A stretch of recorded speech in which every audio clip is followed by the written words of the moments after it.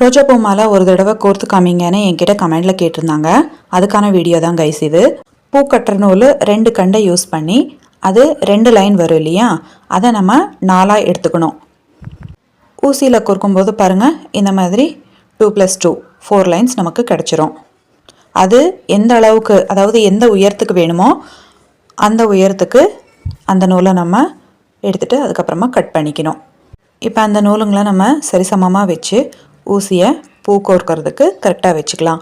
பாருங்கள், இந்த மாதிரி 1 2 3 4 5 இந்த மாதிரி கோர்த்துக்கணும். கோர்த்துட்டு மெதுவாக ஒரே பதத்துக்கு இழுத்துட்டு வந்தோம் அப்படின்னா நூல் சிக்கும் போடாது, கட்டும் ஆகாது. பாருங்கள், இந்த மாதிரி கொஞ்சம் இடம் விட்டுறணும். ஏன்னா நம்ம இது கோயிலுக்கு கொடுக்குறோம் அப்படிங்கிறதுனால அங்கே கட்டுவாங்க இல்லையா, ஸோ அதுக்காக கொஞ்சம் நூலை விட்டுறலாம். பூ நல்லா இருக்குது அப்படின்னா 5 பூ போதும். இல்லை ரொம்ப சின்னதாக இருக்குது அப்படின்னா ஒரு 6லேருந்து 7 பூவையாவது நம்ம இந்த மாதிரி ரவுண்ட் பண்ணிக்கிட்டே போகணும். எனக்கு பூ நல்லா இருக்கிறதுனால எனக்கு 5 போதும். பாருங்கள்,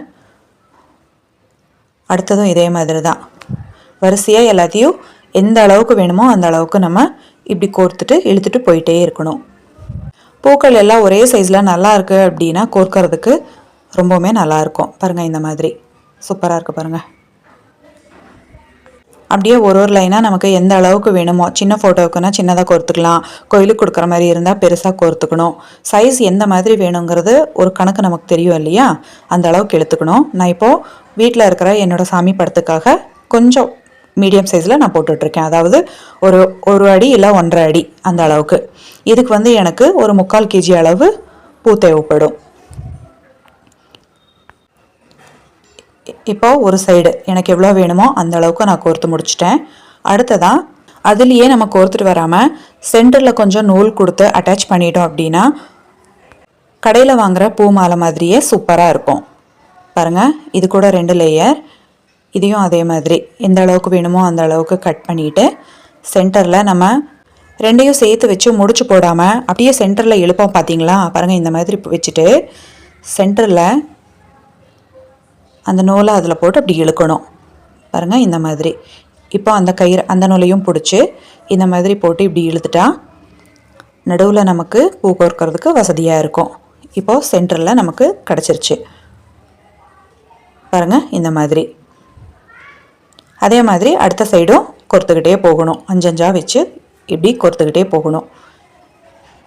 பாருங்கள், எனக்கு இப்போ இந்த சைஸ் போதும். கோர்த்து முடிச்சிட்டேன், முடிச்சாச்சு. இப்போ 2ம் சமமாக இருக்கா, சென்டரில் கூட கரெக்டாக இருக்குது. அந்த பக்கம் எப்படி விட்டுருக்கோமோ அதே மாதிரி இந்த பக்கத்தையும் விட்டுட்டு கட் பண்ணிக்கலாம். அந்த கட் பண்ண நூல்லையே கொஞ்சம் நமக்கு மிச்சம் ஆயிருக்கு ஊசியோட.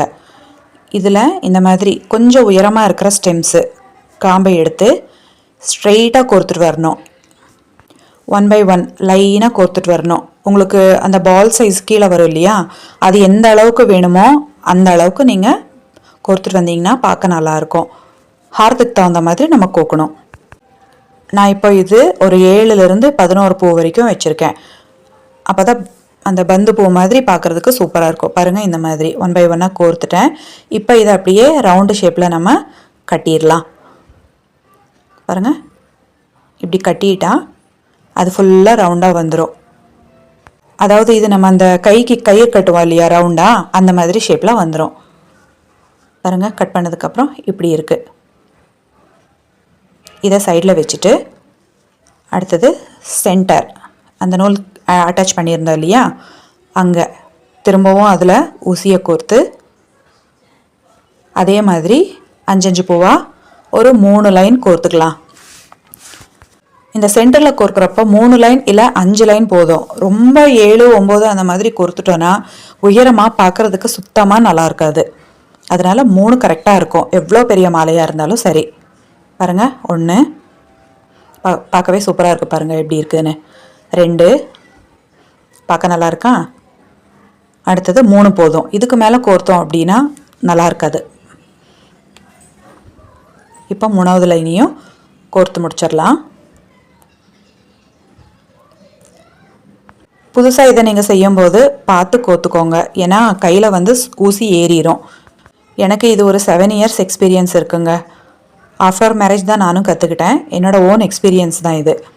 இப்போ 3 லேயர் ஆயிடுச்சு, அதாவது 3 லைன் வந்துருச்சு. இருக்கிற அந்த ஊசியை அப்படியே எடுக்காமல் அந்த 4ஆக இருக்கிற நூலை 2ஆக பிரிச்சிடலாம். ஒன்று ஊசியோடு இருக்கட்டும் ஒரு பக்கம், இன்னொரு பக்கம் ஊசி இல்லாமல் இழுத்துக்கலாம். இப்போ இதில் அந்த சென்டரில் பால் பூ மாதிரி ரெடி பண்ணி வச்சுருந்தோம் இல்லையா, அதை இதில் போட்டு கட்ட போகிறோம்.